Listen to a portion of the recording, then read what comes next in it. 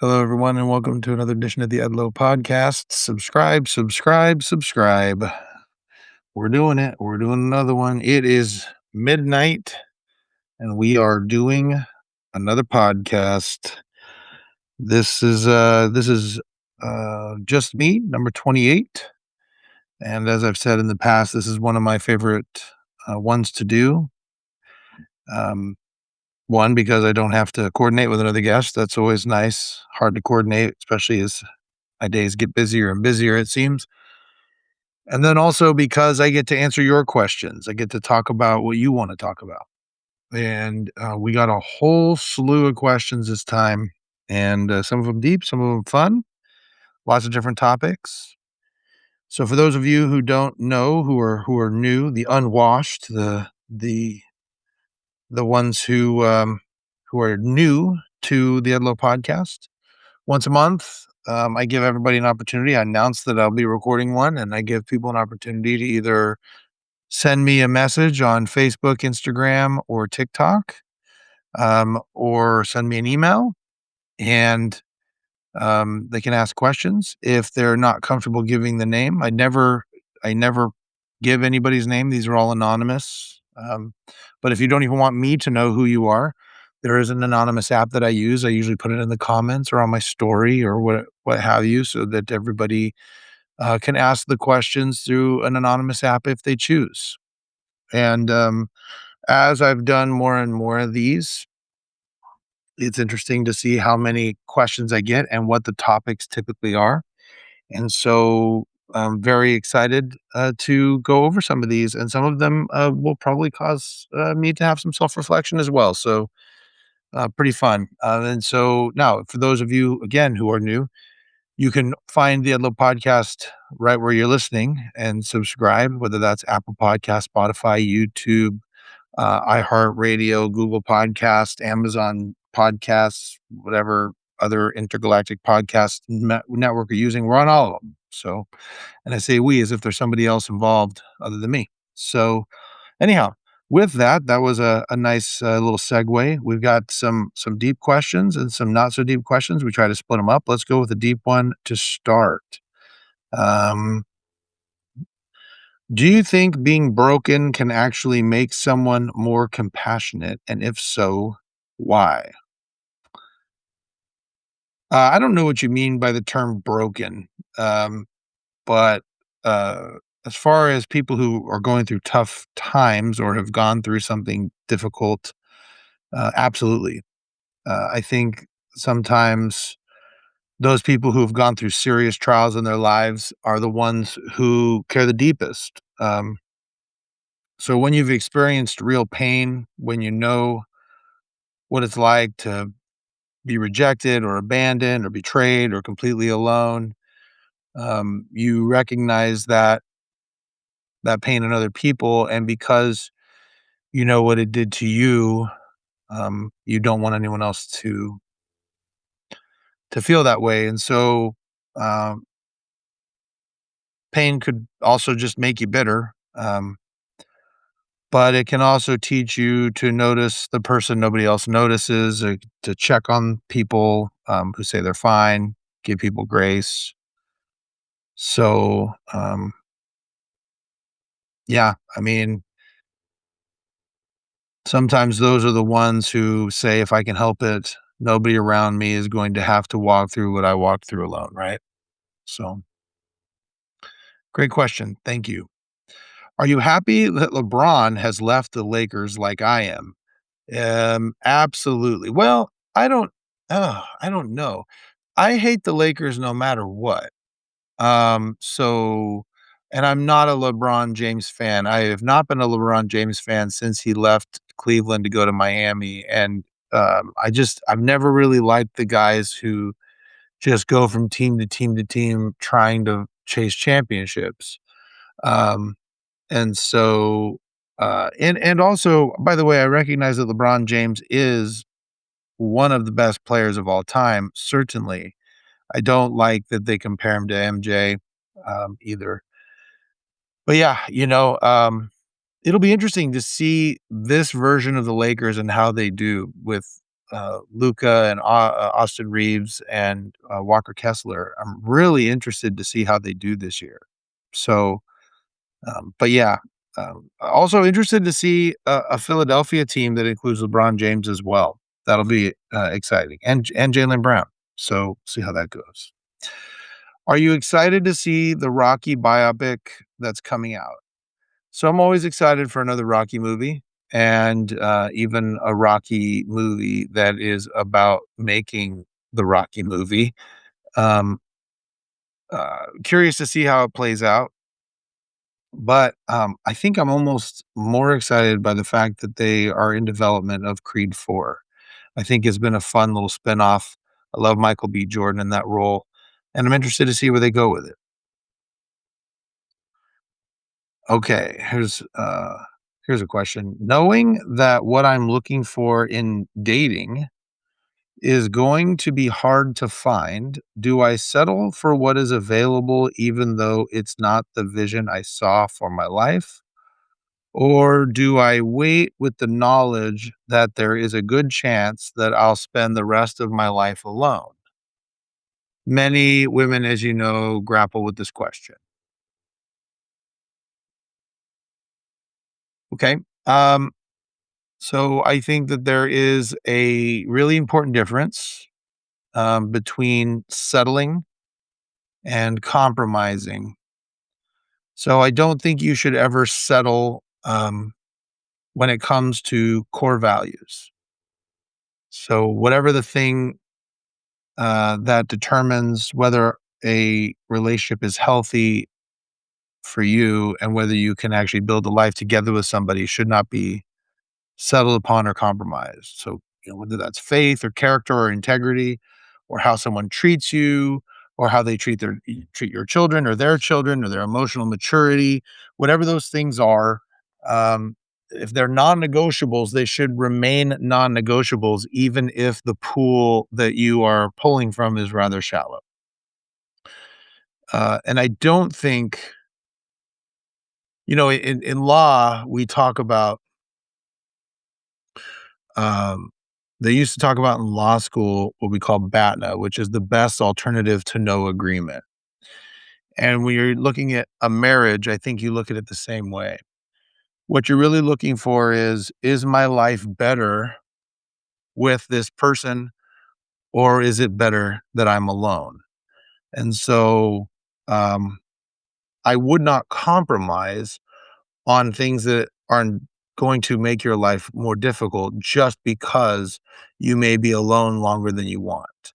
Now, that being said, I also think sometimes we can create such a specific version of the person that we're supposed to end up with that almost nobody can live up to it.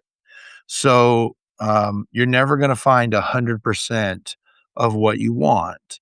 Um, and even if you did, chances are 5, 10 years from now, you guys are both going to be different anyway. And so, I think that the way you're supposed to look at this is, does this person match my core values? Does this person add to my life? And those things that I wish are different, can I live with those things even if they're never going to be different? And if those are your answers, um, you know, maybe that's the person you want to hang on to. Um, so the question really can be, can you build a beautiful life with the person? Rather than does this person match the vision of that I had for my life? And those are two different questions. So, um, anyway, that's my answer. So, thanks for the question. Okay, what is your favorite movie of the year so far and why? Seen a lot of movies. If we're talking about in the theater movies I've seen, God, it's hard to say. I mean, this might be like a recency bias situation, but I really liked The Odyssey and I really liked Spider-Man. Both went really well. I liked Spider-Man a lot. A lot of emotion in that Spider-Man movie. I felt it a lot. And the Odyssey, I just thought was really cool. It was a fun show. I know some people weren't big fans of it. I really enjoyed it. Um, so yeah, I'm trying to think like earlier in the year, were there any ones that really stuck out to me? Um, I know my kids and I all liked Toy Story 5 was really good. I liked what they did with screens in that one. I thought that was a pretty good addition. I don't think that was necessary at all. I think the last Toy Story was perfect, but a perfect ending. But if they were going to do one, I couldn't think of a better story to tell. So yeah, I think that's probably be the ones that I would point to. Okay, let's see. How many concerts have you been to so far this year? Which one was your favorite and why? Um, oh, I lost count. I've been to a ton of concerts this year. Um, I've been to a lot of them. Um, but I think my favorites might be either AC/DC or Rise Against. I think both of them were really good, but it's too early to tell. I got some good ones coming up here. Um, yeah, I have some really cool ones coming up here soon, including Aftershock, where we get to see, you know, um, The Offspring and My Chemical Romance and Sublime, and I think The Pretty Reckless will be there that same day, and a couple other bands. So we're pretty excited. We're going to just one day. We're not going to go to all four. We have that one coming up. And then the next question was, um, did you go to the Metallica one at the Sphere yet, or is that still coming up? And that starts in October, and I am going for a weekend in October, so that's gonna be pretty fun. Um, yeah, okay, so here's a more serious one. So I'm curious about a prenup for a second temple marriage. What things should it cover? How do we handle being pragmatic while having an eternal perspective? So, not knowing enough about context of what your your specific relationship, every situation is different. So it's hard for me to say what your prenup should look like. And quite frankly, I'm not even completely sure how I feel about prenups personally. So I understand both sides. If I'm kneeling across the altar from someone and making an internal covenant, it feels strange to simultaneously be planning for what happens if the covenant fails. Um, on the other hand,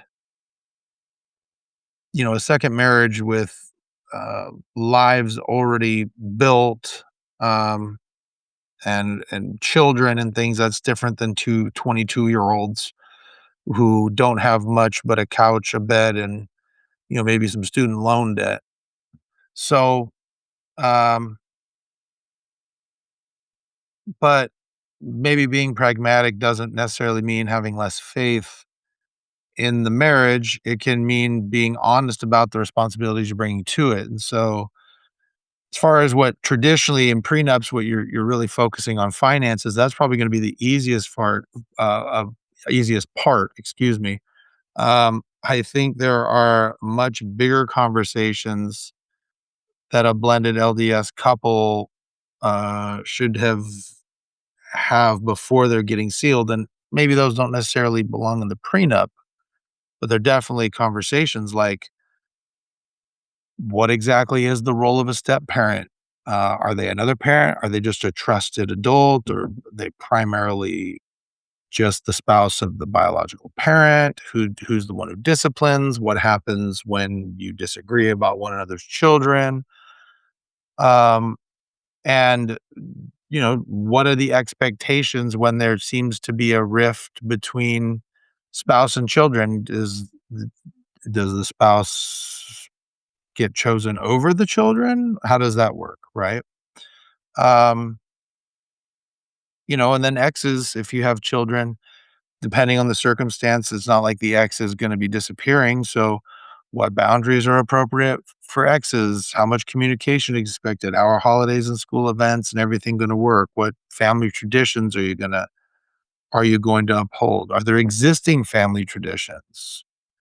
Um, a blended family wants to create its own traditions, but are there some lingering family traditions that you should keep? Are the exes going to be involved in those things? You know, which traditions stay, which ones go, which ones do you create together? And how do you make children feel like they're gaining family and not necessarily losing old ones? And then, what does being the spiritual leader in the home look like? Is there family prayer, scripture study? Are how is tithing going to work? Callings, church attendance, what happens if one person's level of activity changes? And then, I think, there's a lot when it comes to the actually sealing itself,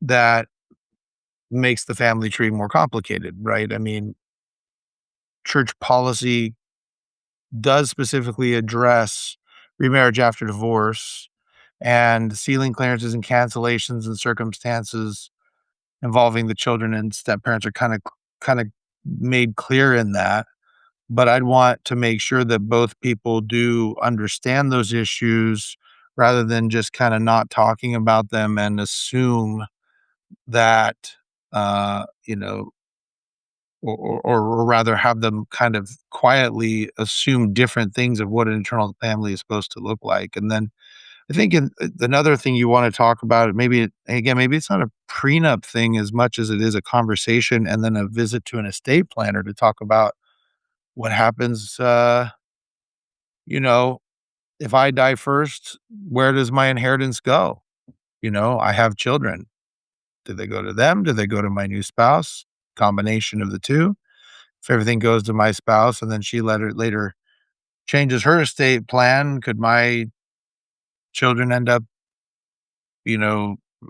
unintentionally receiving nothing? I mean, that's a real issue as well. And then, another one would be like, for example, I still live in my family home. If one person owns the house before a marriage, does the new spouse, if I pass away, stay? How long does it eventually pass to the original owner's children? These are all uncomfortable questions, but things that need to be asked. Um, and then what is the responsibility for existing children? Is it your children, my children? Is it, are they our children? How does one take care of those children? If the children are still minors, I mean, technically the other spouse is not a guardian. How does that work? What commitment do each other have personally to the already made kids of the spouse? Um, um, those are all questions that need to be done. And then, what happens if somebody becomes seriously ill or disabled? What is the responsibility that we expect? Um, and there are some other questions, obviously, that I think, again, not, debt. What's your relationship with debt? What's your financial philosophy? Um, and I think the biggest thing for LDS couples is, what does eternal mean when you're making temporal plans? So I don't think that having an eternal perspective necessarily requires pretending that there's not complications in mortality. So the the church itself recognizes that divorce and remarriage and blended families exist. That's why they have policies trying to address those realities while we're still teaching eternal marriage covenants. Um, so, perhaps, you know, I think it's consistent with an eternal perspective to say, we intend for this marriage to last forever. And because we love each other and the children we already have, we're going to decide with clear heads while we love each other, how we're going to treat everybody fairly, no matter what mortality brings. I think that that allows you to be pragmatic while also maintaining that eternal perspective. Now, mind you, you can have the most airtight prenup in the world and have a miserable marriage, or you could enter the marriage having worked all this through, um, uh, you know, without even having it put in writing and have a much stronger foundation than someone with the prenup, right? So, not all of these subjects that I'm talking about necessarily belong in some prenuptial agreement. Some are just premarital conversations rather than contractual provisions.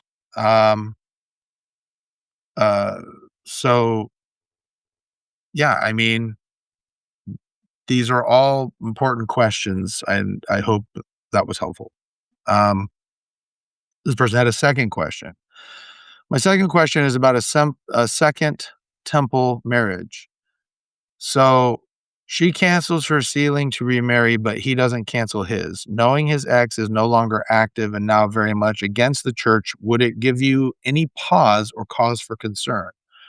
Her ex is also no longer active and now against the church, but she's canceling her sealing and he's stacking his with the idea that the children from his previous sealing and possibly his ex-spouse could have eternal benefits from the sealing remaining intact.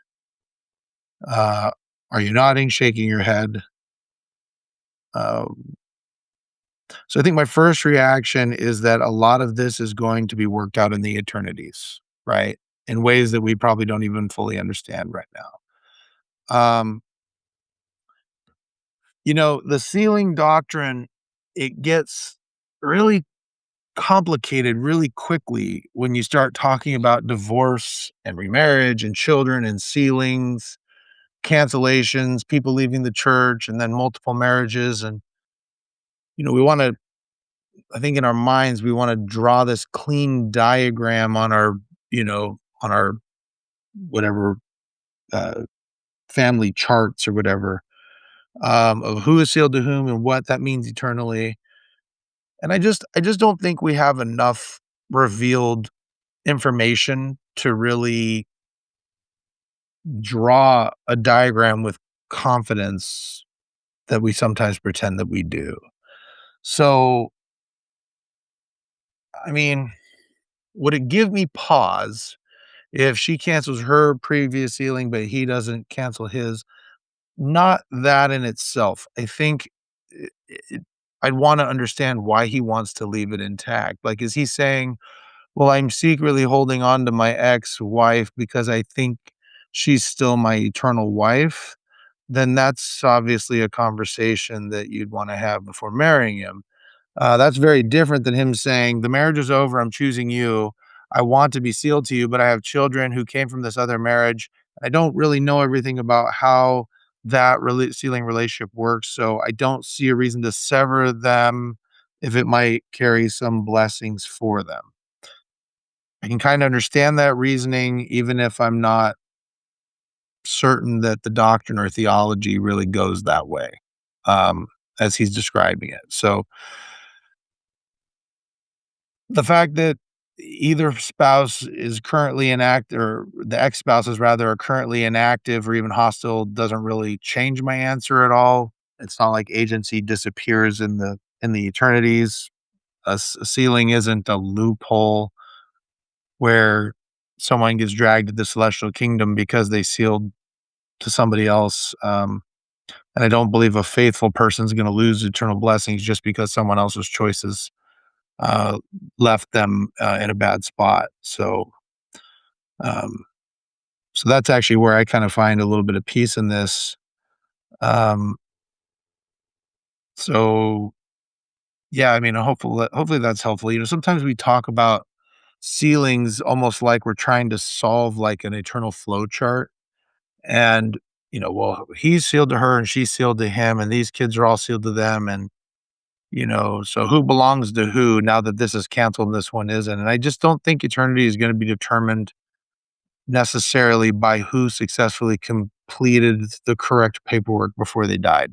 I God is perfectly just, perfectly merciful. He knows exactly what each person desired, chose, promised, became, and he is capable of reconciling it through the atonement. And so mostly I'm nodding. I'm not necessarily shaking my head. Um, so I guess in the end, I think the questions that I would ask if you have concerns about him keeping his ceiling intact, I think I'd want to know, um, when you kneel across the altar from me, are you choosing me completely? Because if that's true, then we need to trust God with the mechanics. So, okay. Thanks for the question. Super complicated, right? Appreciate that. Um, so what is your dream vacation that you'd like to take in the future? Not one you've taken in the past. What's something that you are either planning or dreaming about in the future? Like for me, I want to go to a wellness spa. Um, I want to be somewhere warm, so I'm thinking about Bali because it's beautiful and it's warm, and the food's got to be good. So, what would be your dream vacation?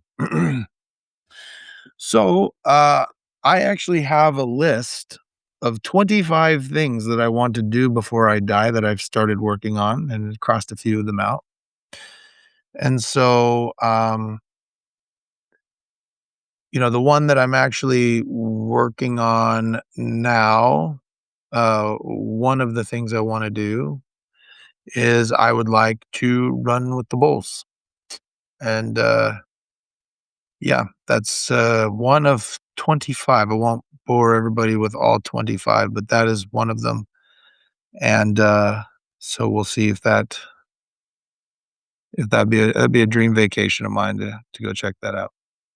So one that I'm actually working on, I told each of my kids that they um that they all when they graduate high school, they get 1 week anywhere they wanna go with me in the world, and, my second daughter, I think, is planning on wanting to go on a trip that would include, um, China and Japan, which would probably be a little bit longer than a week, but one of the things on my list is walking the Great Wall, so I'm hoping that that's what she wants to do when she graduates, so we'll see. Okay, dogs or cats? Definitely dogs. Cats, at least dogs want to spend time with you, you know? Also, dogs are easier to keep off the furniture. So, yeah, Buddy's my bud now. He helps me every Sunday morning. He's in the kitchen with me, helping me out with the cooking, even when the teenagers don't wanna get out of bed. Okay, are y I I know you haven't watched anything since Endgame when it came to the Marvel series, but are you gonna watch Doomsday because that looks incredible? So I actually have watched some of the movies. Like I watched Fantastic Four, and I've watched several of them. I just don't really watch the TV stuff. I don't watch the stuff on Disney Plus. Um, but I watched Spider Man, and that was really good, and I'm really stoked for Doomsday. Um, so yeah, looking forward to it. Um, what is your favorite scripture?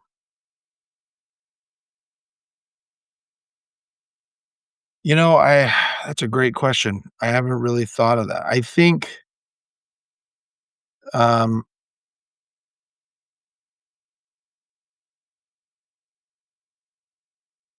I think it would be probably when they said, "Greater in love hath no man than this, that a man lay down his life for his friends." And I always think of the Savior when I think of that one. Um, but if you ask me tomorrow, it might be a different one. So we'll see.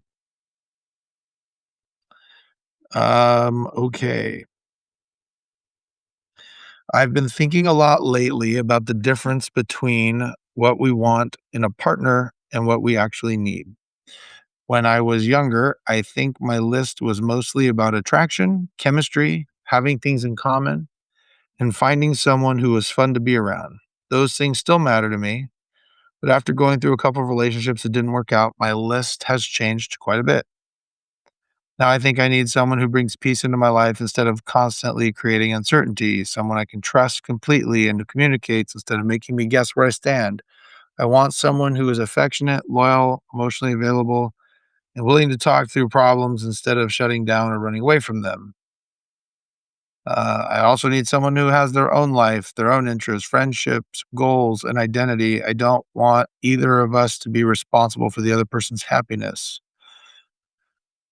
This list is getting long. I want us to choose each other because our lives are better together, not because we're afraid of being alone. And maybe most importantly, I want to feel safe being completely myself around them, the good parts and the imperfect parts. I want a relationship where both people can be vulnerable without worrying that something they share will eventually be used against them. After everything you've experienced in life and relationships, what do you think you actually need in a partner now? Not the superficial stuff or the perfect person checklist. What qualities would someone have to possess for you to feel like, yes, this is the kind of relationship I want to build and stay in? And do you think what you need in a relationship today is different from what you thought you needed 10 or 20 years ago? Um, well, that's a lot. Um, if you're saying not the perfect person checklist, think you hit the perfect person checklist on here with everything that you say you want. And look, I want to say before I address your questions to me, uh, all of that is fine, but understand that um, you're not going to get that all the time, always. Um, you could have somebody who wants you to feel safe and wants you to, and wants to build a life with you and has their own identity and all these things. And every once in a while, they're gonna mess up, right? So maybe I'm reading too much into it. Maybe you understand that, but it's that's a long list of things, and I think that that's something that we all want, and though it's something that we all have to really, to get somebody like that, that they don't come out of the box that way, in my experience. So hopefully, you're willing to work with somebody to become that. Um, anyhow, yeah, as far as like um I don't really know how to answer these questions. You pretty much hit everything that you could possibly want on the head in yours. I think, it's definitely so the question of is what I would be looking for now different than what I would be looking for 20 years ago? Yeah, definitely. I mean, it's definitely different than, when I came home from my mission, it was, is she attractive and is she a member of the church? And now those things are important to me, but not dispositive, and certainly not the most like not even the most important things necessarily. Um, and I mean, I think it's weird for me because my instinct in almost every relationship is to take care of people, whether that's a spouse or my kids, family, parents, whoever it is. I'm usually thinking about what everybody else needs and how I can provide it. So um,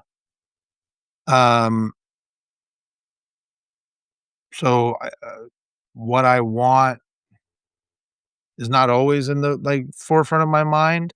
And I think part of the reason why I'm thinking so much about how I provide things is because I probably am trying to give other people what I've always wanted myself.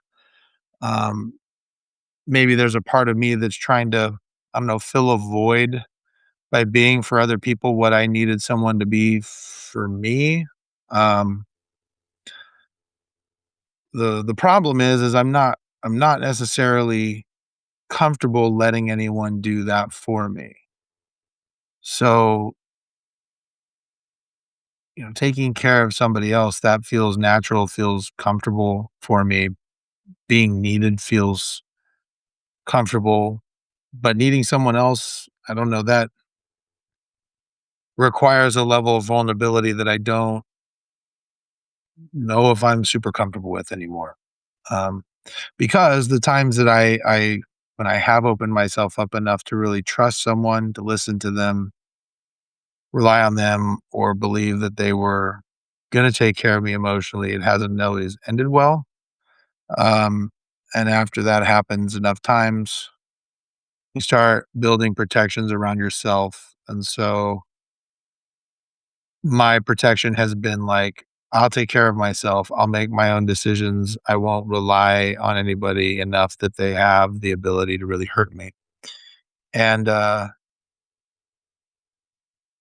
and that has proven to be a difficulty in, in relationships. Um, so there's a contradiction there because I I I want the closest personal relationship I can while simultaneously protecting myself from one of the things that actually creates that closeness, and that's proven, like I said, to be difficulty for partners, right? Allowing somebody else to do that is just, yeah, it's tough. So I don't know. I mean, maybe a better question is, what do I need? I think what I need is to feel safe enough to let someone else take care of me sometimes. And, you know, if that makes sense. I don't know. But, you know, it's okay. I think I think I'm okay in that department. Um, okay. Let's see. We all know that breakfast is your absolute favorite thing to cook, but what else is your culinary masterpiece? Ooh, um, let's see. My culinary masterpiece, I would say I like I just like cooking steaks and like tri-tip and stuff. I like barbecuing. I'm pretty good at that. I've been getting into a lot more pastas recently. I've just been kind of like seeing things that I want to try, and I'm doing a lot more crock pot stuff. I had a crock pot for years that I just never pulled out, and then one day I was like, "Why am I not using this? It's so much easier." And so I do a lot of pot roast, and I've oh, what am I talking about? Okay, back up, strike everything I just said. My culinary masterpiece is Mexican. So I, on my mission, I ran into members in Huntington, Indiana. Shout out Sister Hughes, the Hughes family. And she became my mission mom, and she taught me how to make authentic homemade tortillas and salsa. And so she taught us one day, and I've been doing it. I've been perfecting it, and so now that's become a staple of my family is homemade tortillas and salsa, and then I've done some crock pot chicken and barbacoa and different things like that. And so far, the barbacoas seems to be the one. I've done some skirt steak tacos too. It's carne asada, but I think the barbacoa that I do tends to be the most popular so far. But we'll see. I don't know, but it's all really good. So that's been kind of my big go-to. Um, let's see. What do you do that helps you focus your brain when things in personal life and work are overwhelming you? Oh, gosh. Yeah, if you got an answer, I don't know, I'd love to hear it. I got so many things going on all the time, it is sometimes hard to focus. I think the number one thing is quite frankly, you write down the most pressing things and you just start crossing them off your list, and you purposely put a few things on there that you know you can get done really quick to build yourself momentum.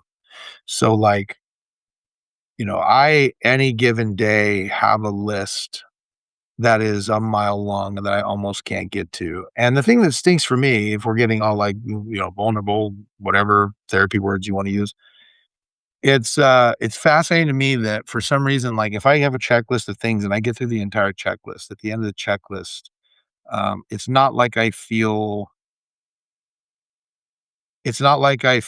accomplished. I just feel like I did what I was supposed to do. But if I don't get through the checklist, I feel bad. So that's an interesting thing. But regardless, um, uh, making a list and crossing things off helps build momentum for me. So hopefully that's something that maybe you can try. The other thing is also just focusing on one thing at a time. Like, like most of the time, everything that you worry about ends up getting done. And if it doesn't, it's like it's okay. So we just keep moving forward. Okay. So what do you do when life gets so heavy that you can't pray? When you try to block out all the noise so that you can just focus on God's voice and you still can't hear it.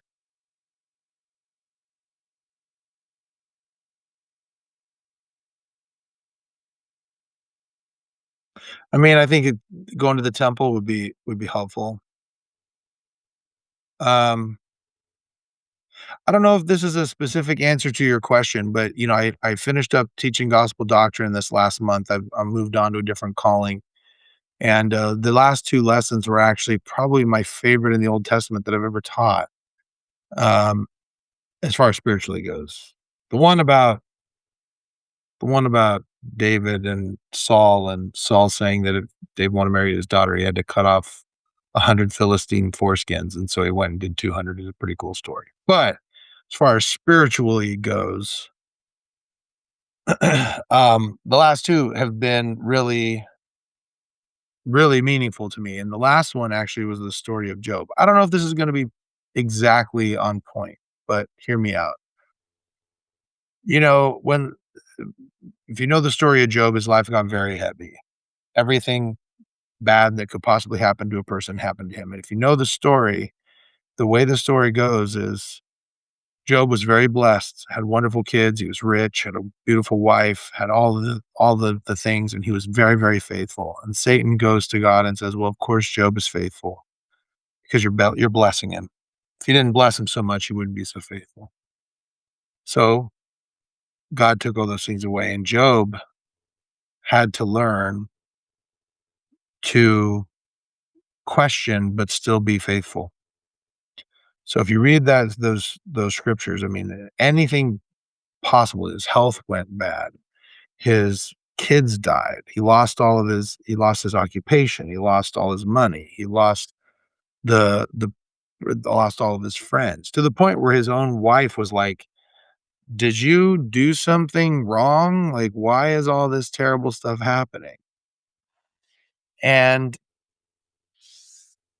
you know, as I was teaching this lesson, we were talking about everything that Job went through.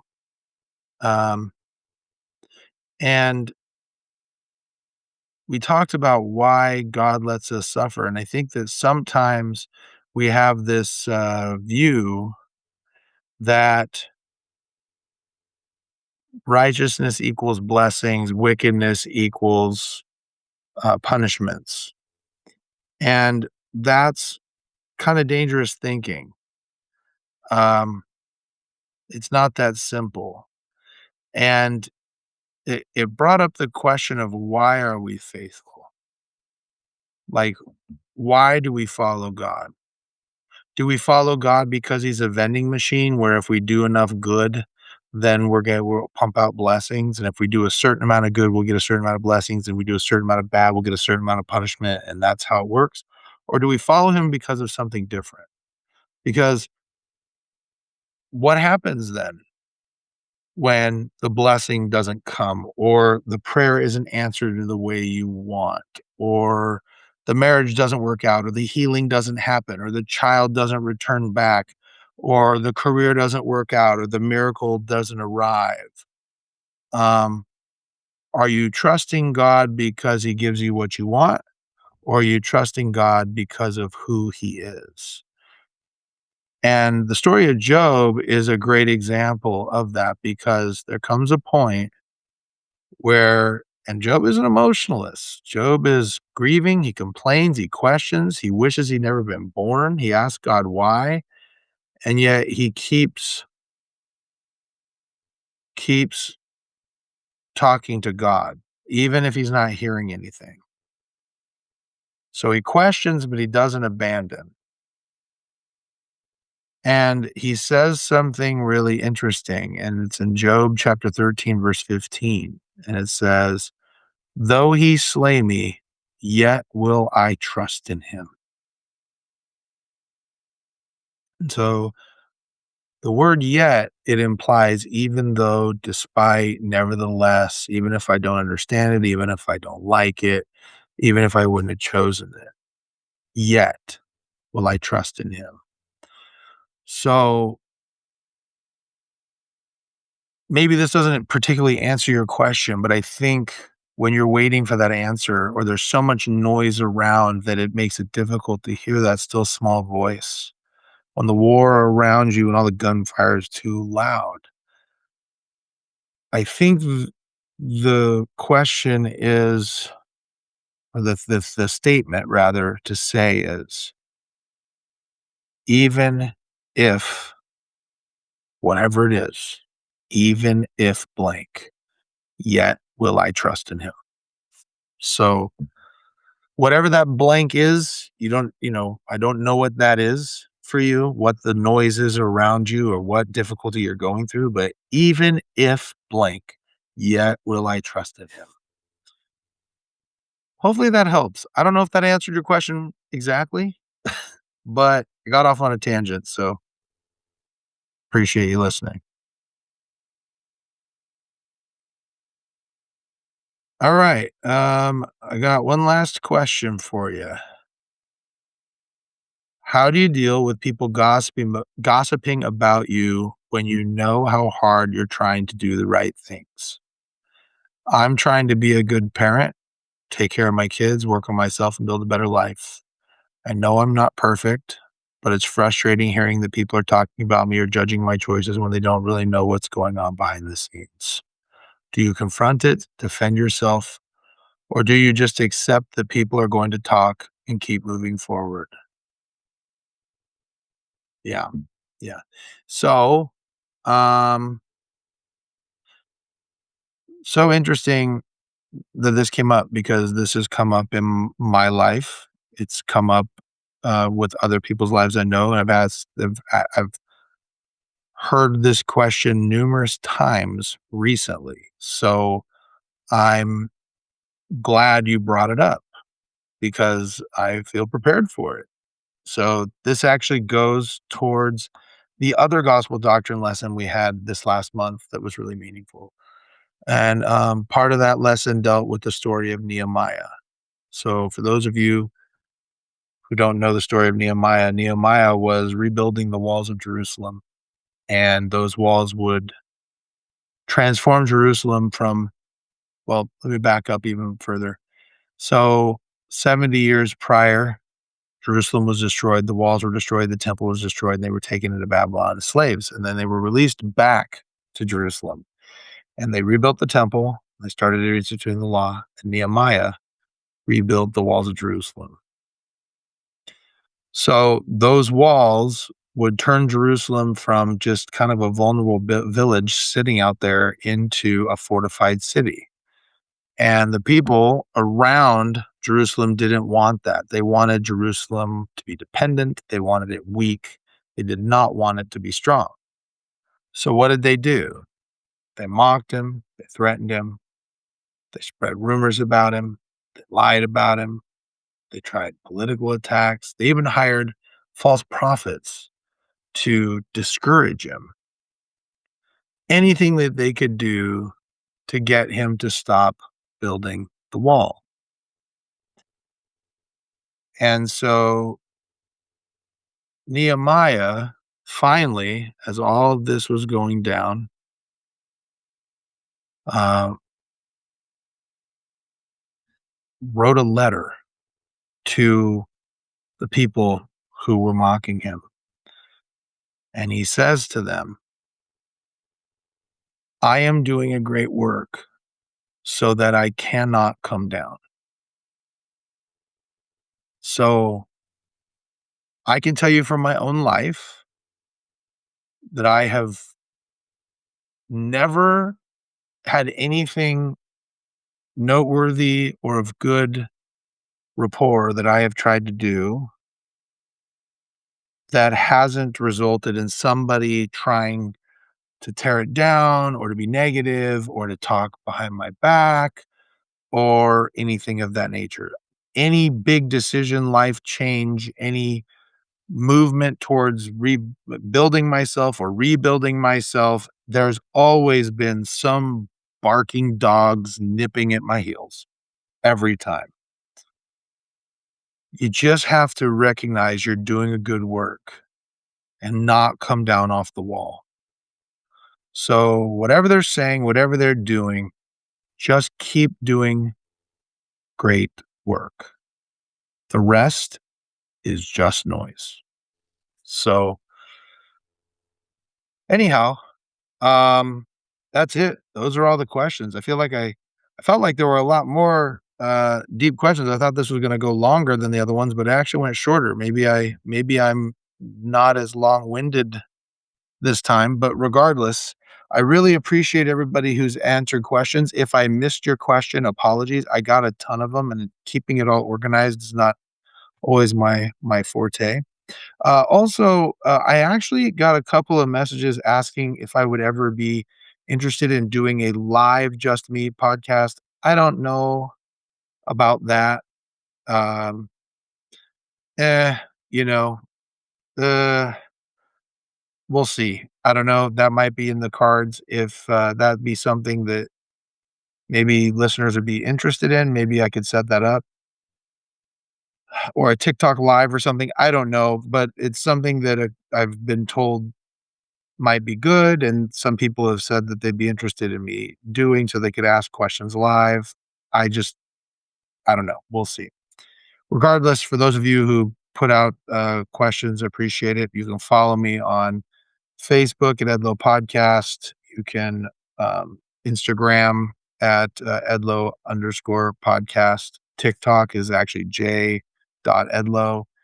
And if there's something I've said here that you agree with, disagree with, or whatever, you can always comment on YouTube. You can send me a message or an email. Happy to engage with you on any of these topics. And if you have a question for next month, I take them all month and I log them. And so appreciate it. So we got a lot of more fun coming up. I'm working on some things that I think will be really exciting.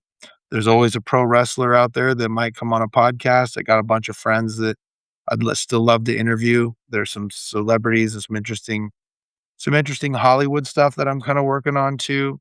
And also some people have been feeling out me coming on their podcast. So we'll see how that goes too. Um, anyway, I really appreciate everybody who's been a part of this venture. It means a lot to me. And we'll see you again next time.